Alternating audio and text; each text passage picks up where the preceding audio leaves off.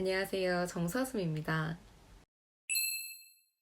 뇌종양 판정을 받고 나서 어떻게 그렇게 긍정적이냐, 어떻게 마음을 추스렸냐, 이런 질문이 굉장히 많았었는데요. 그 얘기를 해드리기 전에 오늘 얘기를 먼저 해야 조금 그 흐름이 이해가 되실 것 같아서 마음을 추스렸던 이야기는 다음 영상으로 미루겠습니다. 1년 전쯤에 뇌종양 판정을 받고 한동안은 지금처럼 이렇게 긍정적이지 못했어요. 그 당시 제 상황은요. 뇌종양만 견뎌내면 되는 게 아니었어요. 응? 무슨 말이냐? 당시 뇌종양만으로도 굉장히 벅찬 상태였는데 그때 저는 실연의 아픔까지 같이 겪어야만 했답니다. 너무 창피해서 말 안 하려고 했는데 이제는 뭐 어때요? 그때 저는 정말 처참하게 차였어요. 물론 차인 이유가 뇌종양 때문은 아니었어요. 저도 이 관계를 끝내는 게 맞다고 생각했어요. 하지만 그때가 방사선 치료 들어가기 한 2, 3주였나? 그 정도 전이었거든요. 근데 이게 무서운 거야. 방사선 후기를 이거저거 보다 보니까 겁이 나더라고요. 혼자 견뎌낼 용기가 안 생기는 거예요. 그래서 나 방사선 치료 끝날 때까지만, 그때까지만 옆에 있어주면 안 되냐고, 너무 무섭다고 그렇게 붙잡았는데 그분은 계속 싫다 싫다 이러다가 결국 마지막에 뭐라는 줄 아세요? 사람 없는 빈 껍데기일 뿐인데도 괜찮아?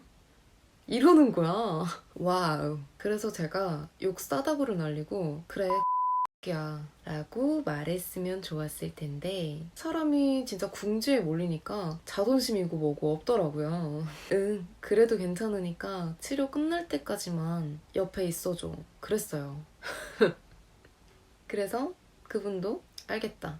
이렇게 된 거지. 와, 근데 그렇게 일주일이 지났나? 그 사람한테 저는 모든 우선순위의 끝자락에 있는 거예요. 그 일주일이라는 시간 동안 너무너무 비참했고 어디라도 의지하고 싶어서 붙잡았던 거였는데 오히려 그게 더 저를 힘들게 하더라고요. 그래서 관뒀죠. 의지가 되는 게 아니라 오히려 외롭고 힘들게 하니까. 그 뒤로 한 달? 한 달 정도는 사람이 이렇게까지 바닥을 칠 수 있구나 싶더라고요. 살면서 생각해 본 적도 없던 죽음에 대해서, 내 병에 대해서 받은 충격조차 아직 정리가 되지 않은 상태였는데 거기다가 차이기까지 한 거예요.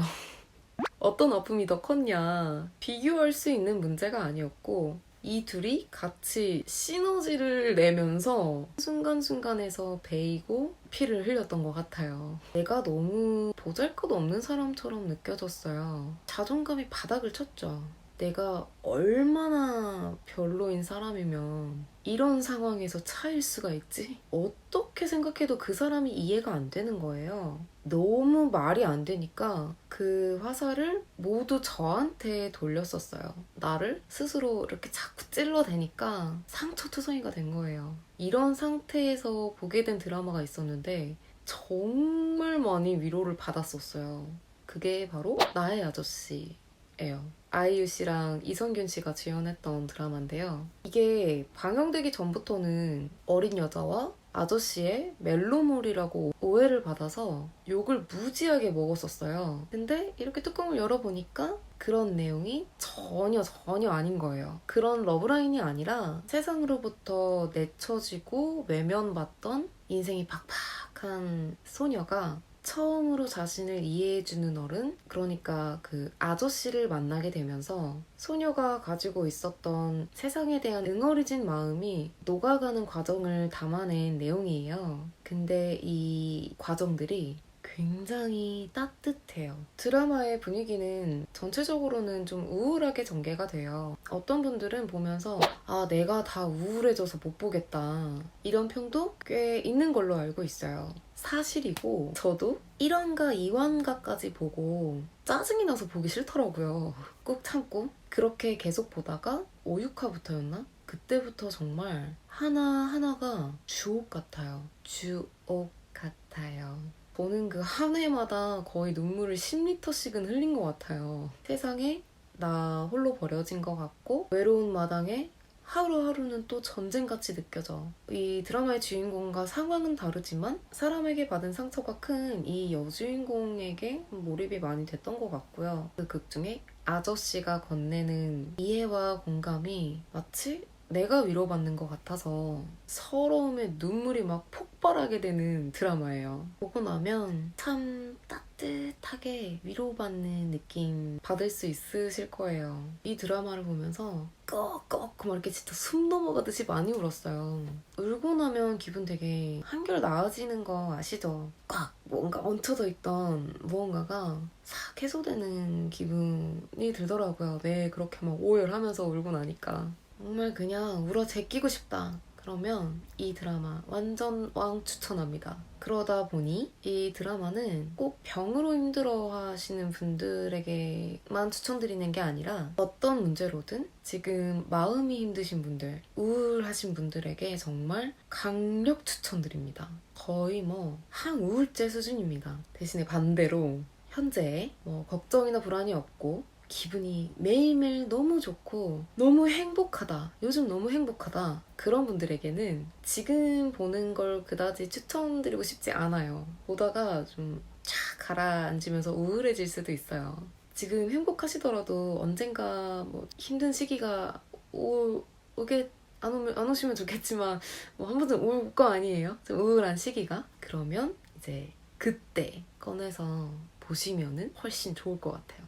그렇다고 해서 이 실연의 아픔을 이 드라마로 다 해결했다 이런 말은 아니고요. 나의 아저씨 이 드라마로는 위로를 받았던 거고 이제 닥친 문제를 해결해야죠. 그거는 바닥까지 떨어진 제 자존감을 높여야 하는 거였어요. 그리고 도저히 이해가 되지 않았던 그 사람과 그 상황을 이해해보기 위해서 내 자신과 대화하는 데 시간을 몽땅 다 썼던 것 같아요. 그러면서 수없이 많은 강연들을 찾아봤었어요. 제가 많이 본 유튜브 영상은 김미경TV, 세바시, 포프리쇼 이 순서로 많이 봤어요. 이 중에서 특히 저는 김미경 강사님 강의가 엄청나게 도움이 많이 됐어요. 정말 엄청나게. 강연을 보고 나서는 내 상황에 빗대서 생각하고 또 생각하고 그러다 보니까 어느 순간 내가 못나서 겪은 일들이 아니구나까지 생각할 수 있게 됐어요. 그 사람의 행동을 이해하지는 못하지만 그렇게 하기까지 사고의 과정이 어떤 거였을지는 이해가 가게 되더라고요. 뭐 그런 거지.